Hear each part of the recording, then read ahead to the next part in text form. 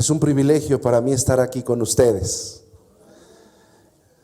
No conozco muchas partes de la ciudad o de las iglesias en la ciudad todavía, y me da gusto conocerles a ustedes y saber que en este lugar también hay mi familia, hermanos en Cristo Jesús.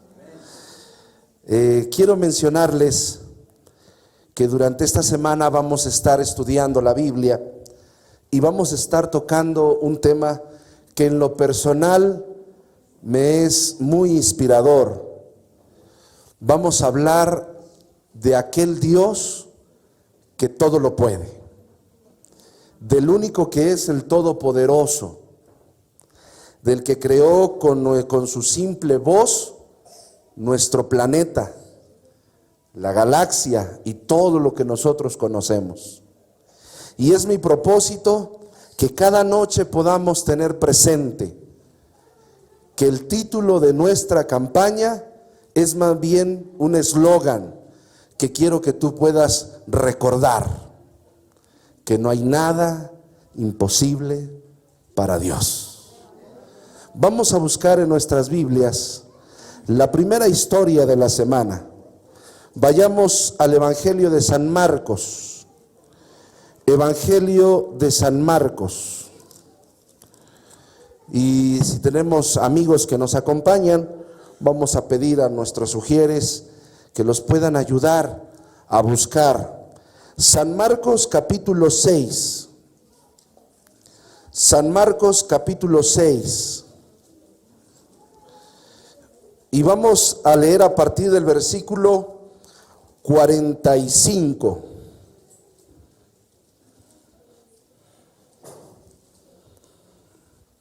San Marcos capítulo 6, versículo 45.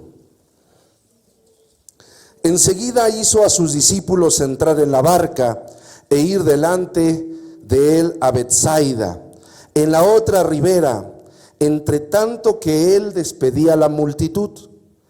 Y después que los hubo despedido, se fue al monte a orar.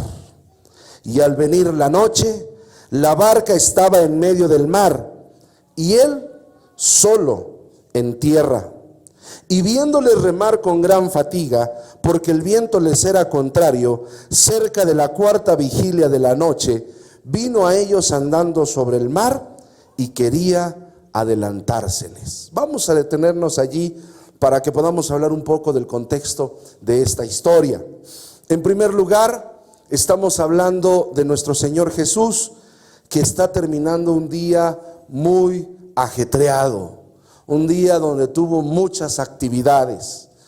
Podríamos decir que es de esos días cuando tenemos tanto que hacer y después de que hemos terminado con la labor, lo único que queremos es dormir. ¿Les ha pasado? Y yo creo que cuando trabajamos en aspectos de Dios, de la iglesia, todavía es más en la fatiga, ¿no es cierto?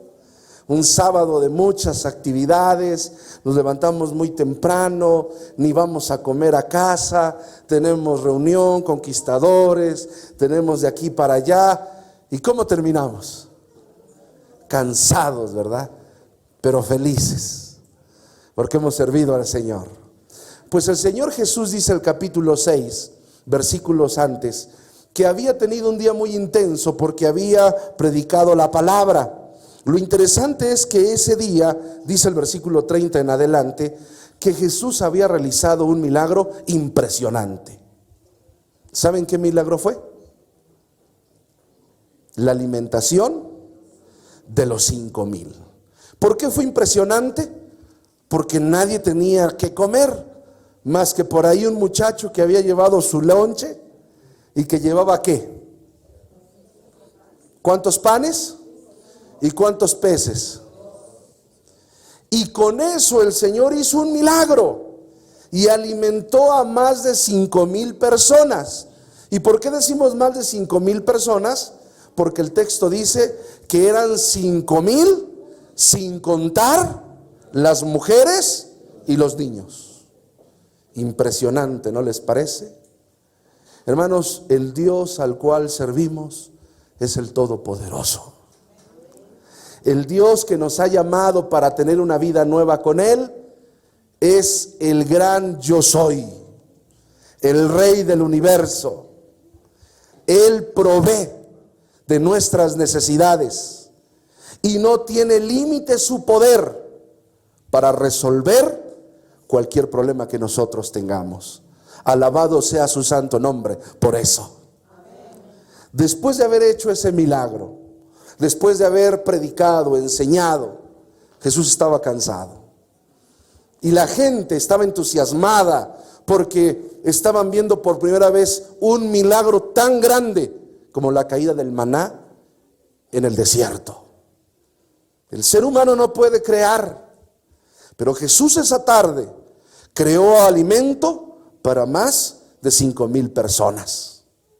Aunque ellos no entendían la obra del Señor, estaban entusiasmados pensando que todos sus problemas se habían solucionado. Por eso Jesús los mandó a su casa y les dijo a sus discípulos: adelántense, váyanse del otro lado de la ribera. En tanto Él se quedó, ¿qué? A orar. ¿Sabes cuánto tiempo oró Jesús esa noche?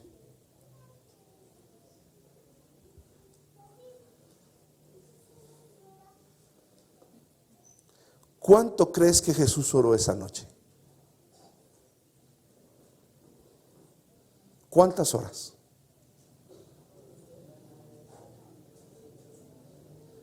¿Quién da un número? 3, 4, 6. Como dirían en la subasta, ¿quién da más? ¿Quieren saber cuántas horas oró Jesús? No nos dice con exactitud el texto, pero sí nos da evidencia de una margen de tiempo. Y miren, vayamos primero al versículo 47. Dice: al venir la noche. ¿A qué horas, hermanos, viene la noche? ¿A qué horas? Ahorita recuerden nosotros que tenemos un horario nuevo, ¿no? El horario de verano. En aquel entonces no existía horario de verano. Entonces, ¿cuál sería el horario? ¿A qué hora se empieza a ocultar el sol? ¿A las 7? ¿A las 6? Como a las 6, ¿no? Por ahí, 6 o 7. Vamos a fijar las 6, ¿ok? Ahora, ahí es cuando se va al monte a orar, ¿no? A las 6. ¿Cuándo termina de orar? Dice el versículo 48, ¿verdad? Dice el versículo 48, viéndole remar con gran fatiga, porque el viento les era contrario, ¿cerca de qué? ¿A qué hora será la cuarta vigilia? Bueno, ahí sí podemos nosotros sacar cuentas, porque la primera vigilia era de 6 a 9. La segunda vigilia entonces era ¿de qué? De 9 a 12, cada 3 horas. La tercera vigilia entonces era de 12 a 3. Y la cuarta vigilia entonces era de 3 a 6, porque el sol empieza a salir ¿a qué hora? Como a las 6. ¿Saben ustedes, según los expertos, qué momento de la noche es el momento más oscuro?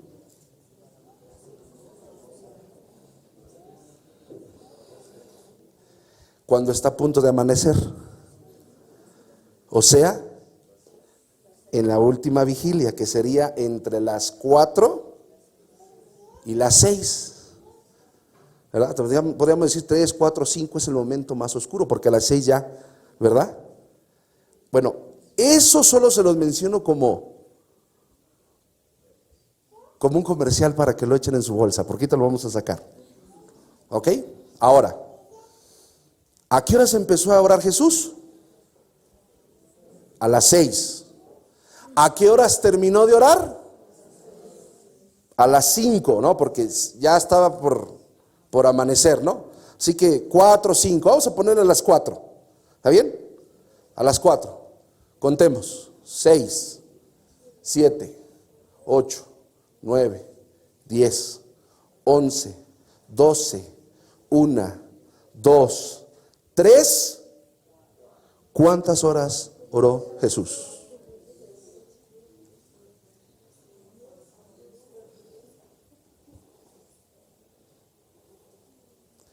¿Tienes problemas? Necesitas orar. ¿Tienes necesidades? Necesitas orar. ¿Estás enfermo? Necesitas orar. ¿Hay problemas en tu hogar? Necesitas orar. Querido hermano, a través de la oración tenemos nosotros, dice el camino a Cristo, a través de la oración tenemos la llave que en manos de la fe puede abrir los recursos y los tesoros que están en el cielo. Pero ¿cuánto oramos? ¿Realmente cuánto oramos? Hagamos un ejercicio para ver cuánto oramos. Hoy es día miércoles. Supongamos, te levantas y tienes tu devoción personal. ¿Cuánto oras allí? Vamos a ponerle 30 minutos. ¿Exageré? ¿20 minutos? Bueno, 20 minutos. Vayan tomando cuenta. 20 minutos. También horas con la familia, ¿verdad? En el culto familiar. ¿Cuánto horas allí? 10 minutos. ¿Cuánto llevamos? 30. Horas también en el desayuno, en la comida y en la cena. 5 minutos cada uno. ¿Cuánto van? 45 minutos. Ese día es reunión de la iglesia y tú siempre llegas a la iglesia. Y ese día es bando de oración. Y le tocó orar al hermano que ora bien largo. Así que ese día entre el culto y el bando de oración, 30 minutos más.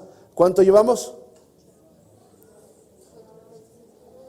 1 hora y 15. Y llegas a tu hogar y antes de irte a dormir, oras 10 minutos porque ya estás cansado. ¿Cuánto fue? ¿Eso realmente es lo que pasa? ¿Eso oramos al día, hermanos? ¿Exageré? ¿Cuánto oramos? Queremos que haya milagros en nuestra vida, pero no oramos. Queremos que el Señor pueda tocarnos y sanarnos, pero no oramos. Queremos que Dios manifieste su poder y nos transforme, pero no oramos. La Biblia dice que Jesús pasó tiempo en oración cada vez que una gran tarea iba a realizar. Jesús oraba todas las noches, pero cuando dedicaba muchas horas a la oración era porque iba a realizar una gran tarea. ¿Saben cuándo fue? Cuando iba a nombrar a sus discípulos. Jesús oró muchas horas, porque no era fácil elegir. Cuando iba a hacer este milagro, ¿qué milagro hizo? Caminó sobre el mar. ¿Eso es fácil? Es imposible. Pero Jesús oró toda la noche. Cuando Jesús iba a morir en la cruz del Calvario, se la pasó en oración en el Getsemaní. Hermanos, los grandes desafíos tienen que venir precedidos de grandes momentos de oración. Es cierto, a lo mejor no vas a poder orar toda la noche, porque no estamos acostumbrados, pero tenemos que hacer el hábito de orar. Dice el apóstol Pablo, orad sin cesar, orad en la mañana, orad en la tarde, orad en la noche. ¿Tienes problemas? Ora. No puedes dormir porque los problemas te quitan el sueño, levántate y llora. Tienes un gran día para enfrentar circunstancias, ora. Ora, hermano. No es que la oración va a hacer que Dios te conteste. No es que la oración va a hacer que Dios descienda. No, la oración te va a ascender a ti al mismo trono del Todopoderoso. Y delante de Él encontraremos la paz. A veces oramos y los problemas siguen. A veces oramos y aún el problema no se ha resuelto. Pero después de orar hay una paz que invade tu corazón, que ya no tienes miedo. Y te levantas diciendo que se haga la voluntad de Dios, porque tú sabes que no hay nada imposible para Dios. Es tiempo de que dediquemos a la oración más energía. ¿Quieres milagros en tu vida? Ora. La Biblia dice que entonces Jesús se puso a orar. Versículo 48. Recuerden que la barca estaba ¿en dónde? En el mar. Repentinamente, dice el versículo 48, se desató una terrible tormenta. Y entonces los discípulos empezaron a remar con gran fatiga, porque el viento les era contrario. Ya era cerca de la cuarta vigilia de la noche. ¿Cuánto tiempo entonces los discípulos pasaron luchando con la tormenta? Toda la noche. ¿Cómo creen que estaban los discípulos? No, hay algo más después de cansados. ¿Saben qué es? Fatigados. ¿Alguna vez te has puesto a caminar tanto tiempo que tus músculos se ponen duros, tensos, que dices me van a explotar, que ya no quieres caminar porque cada paso que das es como si te estuvieran picando? ¿Te ha pasado? Eso es fatiga. El músculo ya no puede, el músculo está a reventar, ya dio todo lo que tenía. Los discípulos, que eran expertos pescadores, que sabían cómo enfrentar las tempestades, en esta tempestad que los agarró desprevenidos, los hizo trabajar toda la noche. El viento era tan fuerte que en cualquier momento podía romper las velas, romper el mástil. Las olas se levantaban y golpeaban. Ellos estaban tratando de mantenerse con vida. Estaban luchando por salvarse. ¡Qué paradoja! Durante el día habían visto bendiciones. Y uno de los grandes milagros, la alimentación de los 5,000. Y después de ese día tan bendecido, vino esta terrible tormenta. ¿Cuántas veces nosotros después de un día bendecido, de una semana bendecida, de momentos especiales con Dios, nos ataca la tormenta? ¿Les ha pasado? A Elías le pasó. Ese que hizo descender fuego del cielo, después quería morirse, porque la reina Jezabel le dijo: así como mataste a mis profetas, yo te voy a matar. ¿Por qué somos así, tan bipolares? Porque somos seres humanos, hermanos. Porque tenemos necesidades, porque somos deficientes. Porque hoy podemos estar bien, pero mañana nos ataca una enfermedad y no queremos nada. Porque hoy terminamos quizás una semana de evangelismo y mañana nos corren del trabajo. Porque hoy vimos y disfrutamos bendiciones con el Señor, pero mañana nos dicen tienes cáncer. Esas son las tempestades que tenemos que enfrentar. Y luchamos, porque el ser humano está destinado a vivir. No hay ningún ADN en nuestro cuerpo que diga muere. No, queremos vivir. Porque Dios nos creó para vivir, para ser felices. Y por eso luchamos. Lamentablemente a veces con nuestras propias fuerzas queremos remediar todo. Y como los discípulos hacemos todo lo que está a nuestro alcance. Pero llega un punto donde ya no podemos y nos damos por perdidos. Ha habido muchas historias de gente que si hubiera aguantado un poco más, a lo mejor se salvaba. Pero cuando entras en la fatiga, en la desesperación, cuando ya no puedes más, llega el momento en que piensas, mejor morir. O sea, ¿qué es lo que le pasa a la mente del ser humano que después de luchar, llega un momento en que se fatiga y se cansa y dice, ya no. Eso pasa, hermanos. Los discípulos, dice la Biblia, lucharon toda la noche. Versículo 48. Y viéndoles regar con gran fatiga, porque el viento les era contrario, vino a ellos andando sobre el mar y quería adelantárseles. Viéndole ellos andar sobre el mar, pensaron que era un fantasma. ¿Y qué? Y gritaron, porque todos le veían y se turbaron. ¿Qué les parece? Jesús los mira. Jesús tenía horas en oración, pero jamás Jesús se había olvidado de sus amados discípulos. Como la madre cuando mira a su hijo que recién empieza a caminar, no le quita los ojos de encima. Así el Señor tiene los ojos puestos en ti, querido hermano. El Señor sabe perfectamente cuál es tu situación. Él sabe cuál es tu necesidad. Aún dice el salmista en el Salmo 139, no está nuestra palabra en nuestra boca y Dios ya conoce nuestras necesidades. Es tal su amor que el Señor constantemente nos vigila. Conoce nuestros pensamientos, los dolores más recónditos de nuestro corazón. Jesús los conoce. Esas lágrimas que en la noche derramamos cuando nadie nos ve, Jesús lo sabe. Él siempre está al tanto de sus hijos porque nos ama. Jesús decide ir a encontrarlos caminando sobre el mar. Cuando los discípulos lo ven, ¿qué hicieron? Se espantaron.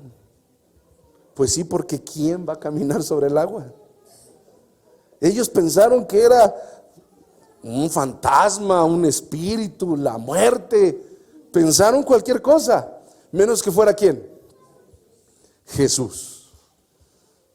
Y entonces, hermanos, gritaron. Imagínense esos hombres robustos, fuertes, pescadores, con manos callosas, ¿verdad? Su piel tostada por el sol. ¿Han visto a los pescadores?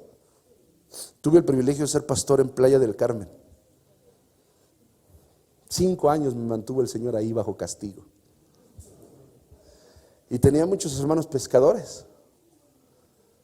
Oiga, esa gente sabe trabajar en el mar. A mí me daba miedo cuando había tormentas. Solo de Playa a Cozumel, en el ferry. Me tocó unas 4 ocasiones viajar. Oye, uno siente que se va a partir. Y estamos hablando de naves enormes, ¿no?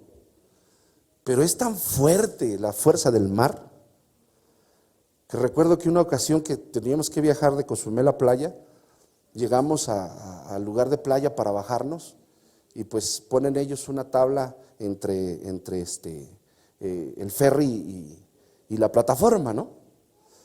Pero esa vez no la pudieron poner, porque se hacía así el ferry. Uno tenía que agarrarse para no caer. Así que lo que hacían era pegar el ferry lo más que se pudiera a la plataforma.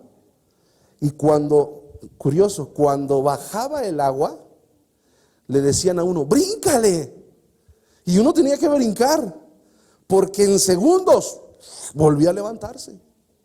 Yo me acuerdo que iba con mi esposa y mi niño, en ese tiempo el mayor estaba pequeño, lo llevaba yo en brazos. Y bájate. Y me dice mi esposa, ¿qué hago? No, pues bájate, ahí estaban los que ayudaban, ¿no? Y brínquele, señora. Y uno la agarra de acá, el otro de allá, y órale, cuando baja, la avientan, ¿no? Y luego voy yo.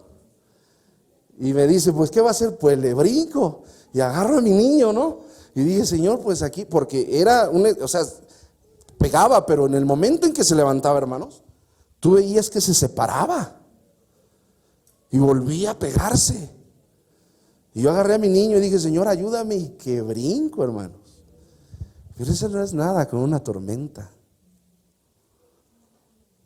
Los discípulos estaban a punto de perder la vida. Cuando ven a Jesús o su silueta, empiezan a gritar y a llorar. Normalmente los hombres no lloran. Los hombres. Pero cuando lloramos es porque ya no nos aguantamos, ¿verdad? Imagínense a esos hombres valientes llorar y pegar de gritos. Qué cosas, ¿no? Hay una palabra que me llama la atención que dice que cuando lo vieron ellos se turbaron. ¿Saben qué significa la palabra se turbaron? Ustedes saben que hay miedo, ¿no? Bueno, hay miedo, hay pánico y hay turbación. O sea, el miedo es, pues tengo miedo, ¿no? Todos tenemos miedo. Pero también hay pánico. Cuando la gente entra en pánico, no piensa, ¿no? Por eso a veces hay personas que, pudiendo haberse quitado en un accidente, en un automovilístico, se quedan congelados, ¿no? Entran en pánico, no piensan. Pero cuando la persona entra en turbación, o sea, le tiembla a uno las manos, suda frío, las piernas, empieza a respirar agitado, llora, grita. O sea, es una situación incontrolable. ¿Qué nos quiere decir el texto? Que lo que estaban viviendo los discípulos era una situación de altamente peligrosa. Ellos sabían que estaban perdidos, sabían que iban a morir. Si no se partía la embarcación, los iba a voltear las olas. Y cuando ven a Jesús, que no sabían que era Jesús, pues dijeron, ya esto es señal de que viene por nosotros la muerte. Pero Jesús les dijo, ¿verdad? Tened ánimo, yo soy, no temáis. Ahora, antes de que vayamos a eso, yo les traigo la pregunta de la noche. Quien me la conteste, le vamos a dar las llaves del carro que está allá afuera. Esa es la pregunta, porque no va a ser el mío, obviamente, ¿verdad? La pregunta más importante es, ¿por qué creen que Jesús decidió caminar y alcanzar a sus discípulos? ¿Por qué? Si lo que produjo fue más temor, ¿verdad? ¿Por qué creen que lo hizo?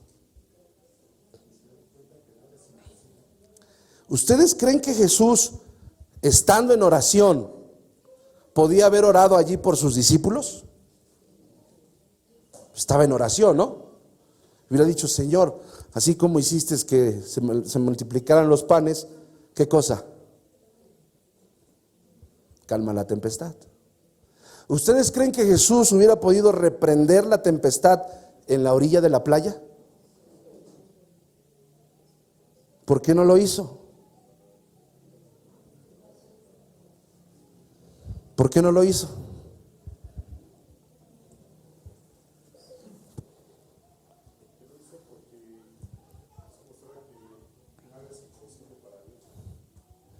Saben, hermanos, Jesús decidió caminar sobre las aguas porque Él sabía que un 12 de octubre del 2019 estaríamos estudiando esta historia nuevamente.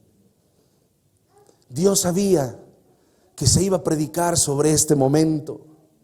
Dios sabía que te lo iban a contar, que lo ibas a escuchar, que lo ibas a ver en un hermoso dibujo. Dios sabía que con el paso de los años los seres humanos tendríamos tiempo para volver a reflexionar en este momento tan especial, tan impresionante. Jesús sabía que tú y yo estaríamos sentados escuchando esta historia para que pudiéramos confiar en Él, para que en medio de nuestro dolor, en medio de nuestros problemas, de nuestra enfermedad, en medio de todo lo que está perdido, podamos recordar que no hay nada imposible para Dios.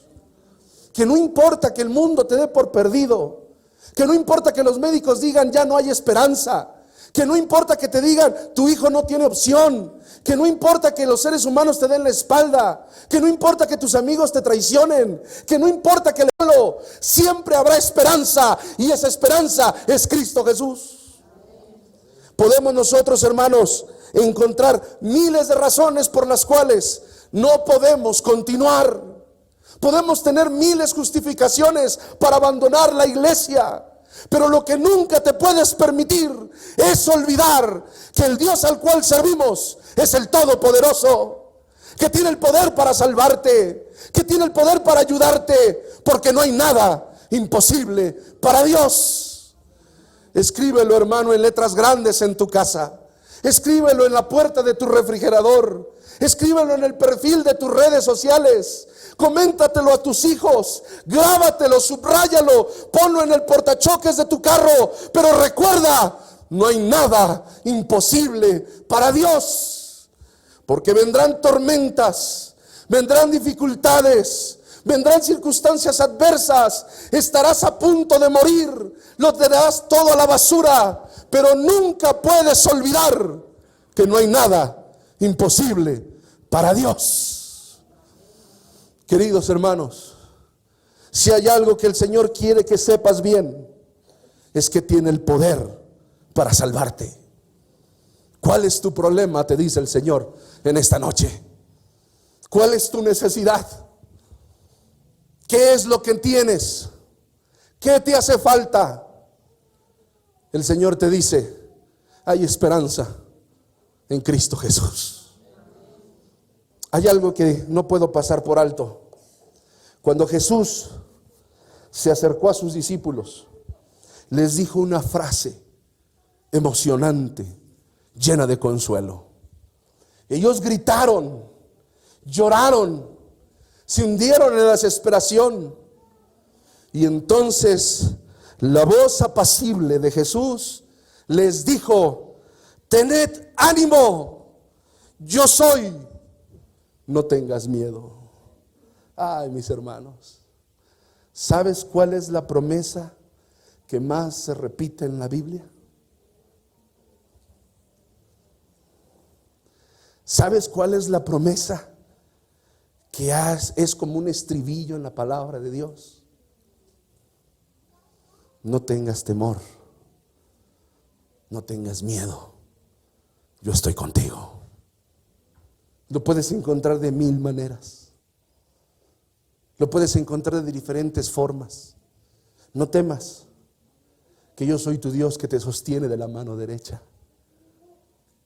No temas, esfuérzate y sé valiente, porque yo, el Señor, estaré contigo a donde quiera que vayas.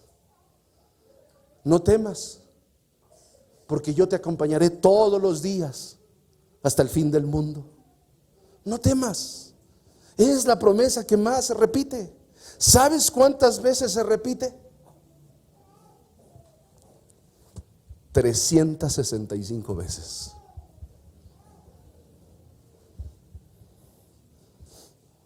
¿Sabes cuántos días tiene el año? Yo no creo que es casualidad. Yo creo que Dios, sabiendo mi necesidad, tu necesidad, yo creo que Dios, que sabe que somos seres humanos con limitaciones, con problemas, Dios que conoce nuestro corazón, que hoy estamos bien, pero mañana viene un problema y entonces queremos escondernos. Yo sé que Dios lo sabe y Él decidió dejar en su palabra una marca que se repite, una promesa que se repite. Hijo mío, no tengas miedo, no temas, yo estoy contigo. 365 veces, hermano. Una promesa para cada día. Porque si piensas que hoy tu promesa ya se te acabó, mañana tienes otra, y pasado mañana otra, y todo el año Dios te dice, no tengas miedo, yo estoy contigo, soy tu Salvador. Bendito sea Dios, hermanos, porque cuando más lo necesitas, cuando te dicen que tienes cáncer, cuando los doctores no te dan esperanza, cuando has perdido tu trabajo, cuando tus hijos están en las drogas, cuando la iglesia te da la espalda, cuando los dirigentes te defraudan y no sabes qué hacer. La palabra de Dios se levanta como una enorme muralla y te dice: ten ánimo, no tengas miedo, hijo mío, yo soy, no temas, yo estoy contigo. Alabado sea el Señor. Querido hermano, en esta noche yo quiero invitarte para que puedas confiar en este Dios que es el Todopoderoso, en este Dios que tiene el control en sus manos, en este Dios que vino a morir en la cruz para salvarte, en este Dios que no se va a detener para darte salvación, en este Dios que es el Rey de Reyes y Señor de Señores, el Todopoderoso, el Dios de lo imposible. Por eso yo quiero invitarte en esta noche, que cualquiera sea tu problema, cualquiera que sea tu necesidad, puedas confiar en Cristo Jesús. Podrá la gente decir 1000 cosas, podrán los hombres mencionar 1000 circunstancias, podrán hacerte creer que estás perdido, podrás aceptarlo y decir: estoy perdido. Podrás pensar que ya no hay otra opción, pero la palabra de Dios se levanta como una gran lumbrera y te dice: no hay nada imposible para Dios. Hace 5 años, mi esposa y yo queríamos tener un bebé. Tenía 5 meses el bebé de gestación. Y mi esposa se enfermó, mucha fiebre, mucho dolor. Después de esas 2 semanas de luchar con la fiebre, fuimos al doctor a su chequeo normal. Al estar ahí, el doctor nos dijo que el bebé había fallecido. Oramos, nos pusimos en las manos de Dios. Ya llevaba 15 semanas el bebé muerto. Mi esposa la tuvieron que inducir a lo que tenían que hacer los médicos para poder sacar al bebé. El doctor nos dijo que estaba ya en descomposición. Y por gracia de Dios mi esposa no había tenido una situación más severa. Eso golpeó muy fuerte a mi esposa. Ella entró en depresión. Y estuvimos así luchando, apoyándonos, poniéndonos en las manos de Dios. Al año y medio aproximadamente, mientras yo andaba visitando las iglesias, me llamó como a las 10 de la noche, yo todavía andaba viajando. Y me dijo: tengo mucho dolor, me voy a internar en el hospital del pueblo. Y después me enteré que uno de sus ovarios pues se había colapsado por uno de los quistes que ella tenía.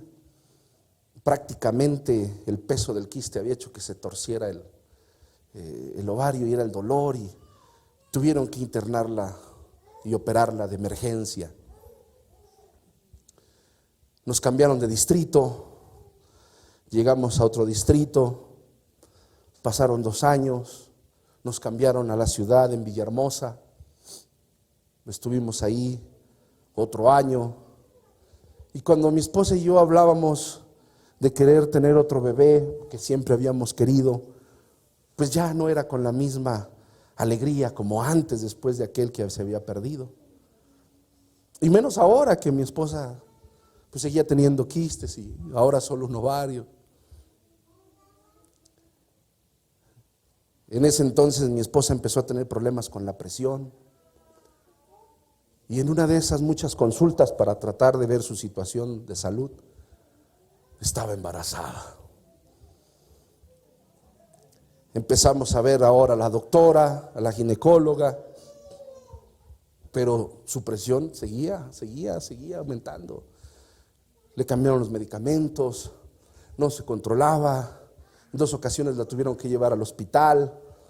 Hasta que un día se sentó la doctora y le dijo a ella y a mí, literalmente, mira, tú ya tenías un problema de la presión. Ahora tu presión está mal todavía más. Y un factor es el embarazo. Literalmente le dijo, tú tienes una espada sobre tu cabeza. Porque yo te voy a decir que si sigues con el embarazo y si sigues así, vas a tener que dar a luz quizás a los 6 meses si llegas. A lo mejor vas a tener preeclampsia. Va a llegar el momento en que no podamos controlar tu presión y hasta puedas entrar en coma. Y vamos a tener que sacar al bebé y meterlo en una incubadora. Nos pintó el cuadro cuál era. Y nos dijo, yo le recomendaría que interrumpieran el embarazo. Salimos de ahí destrozados y oramos al Señor. Y recuerdo que le dije yo al Señor en el carro, Señor, que se haga tu voluntad. Si este bebé va a ser un problema para mi esposa y va a poner en riesgo su vida, pues haz lo que tengas que hacer como lo hiciste hace años con el otro bebé. Pero hazlo tú, Señor, no nosotros. Y si vamos a seguir, pues danos la fuerza para poder hacerlo. Cambiamos de doctor, un doctor especialista en embarazos de alto riesgo. Nos dijo lo mismo, pero de otra forma. Nos dio esperanza y nos dijo, pues vamos a ponerlo en las manos de Dios.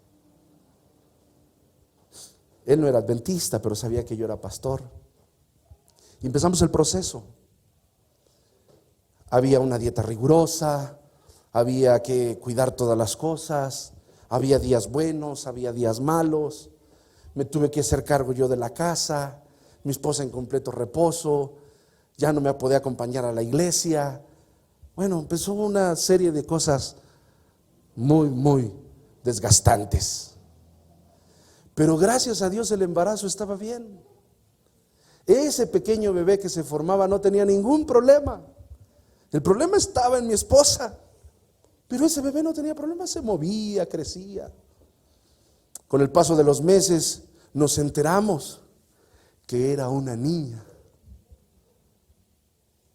Tanto que yo había querido una niña. Y mi esposa siguió con medicamentos y uno de esos tantos días, después de tomar 3, 4 medicamentos diarios, dejó uno. Y el doctor le dijo, pues si ya no te sientes mal, pues deja el otro. Y dejó el otro. Y pasaron los días y llegó un momento en que mi esposa ya no tomaba ni una pastilla para la presión. El doctor le decía, estoy sorprendido, tú no eres una mujer embarazada con la presión arterial normal. Ahorita deberías estar con 8, 10 medicamentos y no estás tomando nada. Para eso, que esperábamos que llegara con la ayuda de Dios a los 6 meses, pues ya había llegado a los 7, y ya iba a llegar a los 8, y parecía que venía muy grande. Empezó a madurar muy rápido la placenta, y yo recuerdo a la doctora que le hacía cada semana el ultrasonido, le decía, ¿cómo es la naturaleza? Que saben que esta niña tiene que nacer pronto y ella está creciendo bien, rápidamente, y se está madurando rápidamente la placenta. Y yo decía, no es naturaleza, es mi Dios. No llegó a los 9 meses, pero gracias a Dios nació bien, nació con buen peso. Mi esposa, al entrar al quirófano, como que se les subió la presión, pero rápido se la estabilizaron. Yo estuve allí en la cesárea todo el tiempo orando. Salió la bebé bien sana y mi esposa entró en recuperación. Hoy, hace 1 año, 6 meses que mi niña nació. Se llama Angie.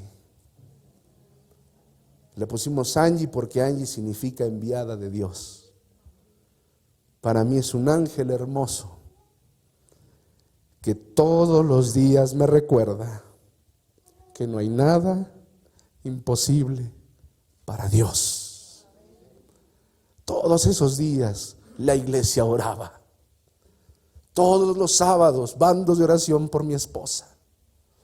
Mi distrito oraba, mi familia oraba y la mano de Dios se hizo presente. Es una niña sana, feliz. Y mi esposa está bien. Ya le volvió el problema de la presión ahora que estamos aquí. Pero sabemos que estamos en las manos de Dios. Vamos a escuchar un canto especial. Y yo quiero invitarte, querido hermano, hermana, si en esta noche tienes una gran necesidad, hay un gran problema que no puedes resolver, te estás asfixiando porque ya no sabes qué hacer, te has levantado en la noche diciéndole al Señor: Señor, estoy perdido, ayúdame. Yo quiero invitarte que en esta noche, mientras nuestro hermano canta, si puedes creer en el Dios de lo imposible, te pongas de pie y pases aquí al frente y creas en Cristo Jesús, el Todopoderoso. Mientras escuchamos, podemos pasar.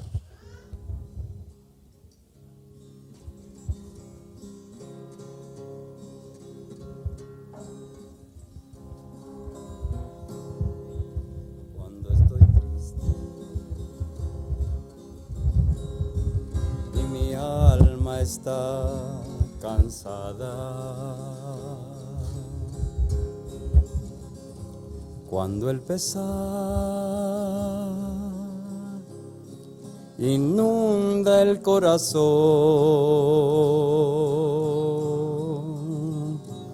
yo me pregunto y te busco entre la gente.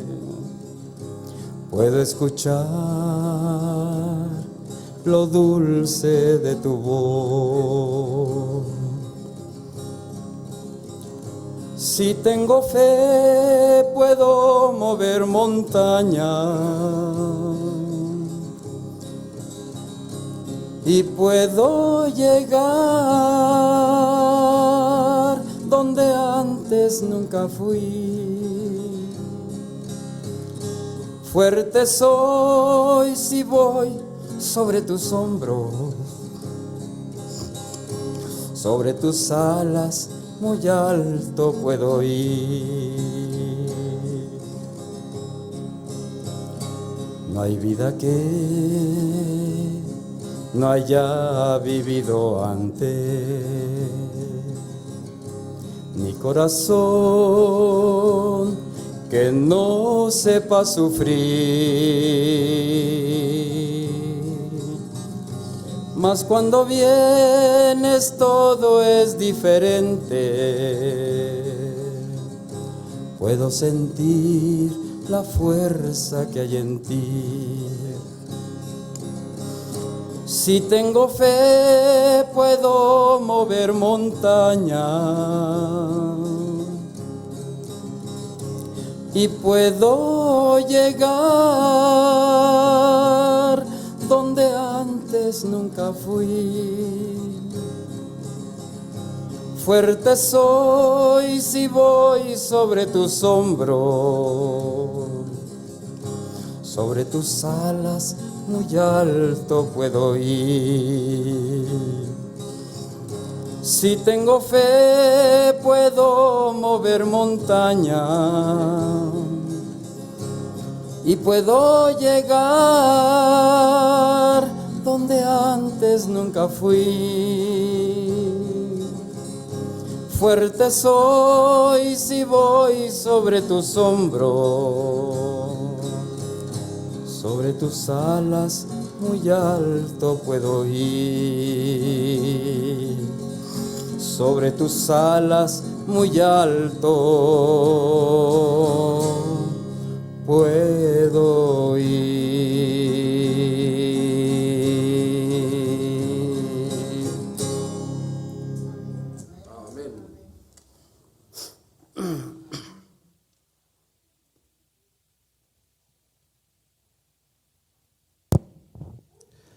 ¿Cuál es tu problema?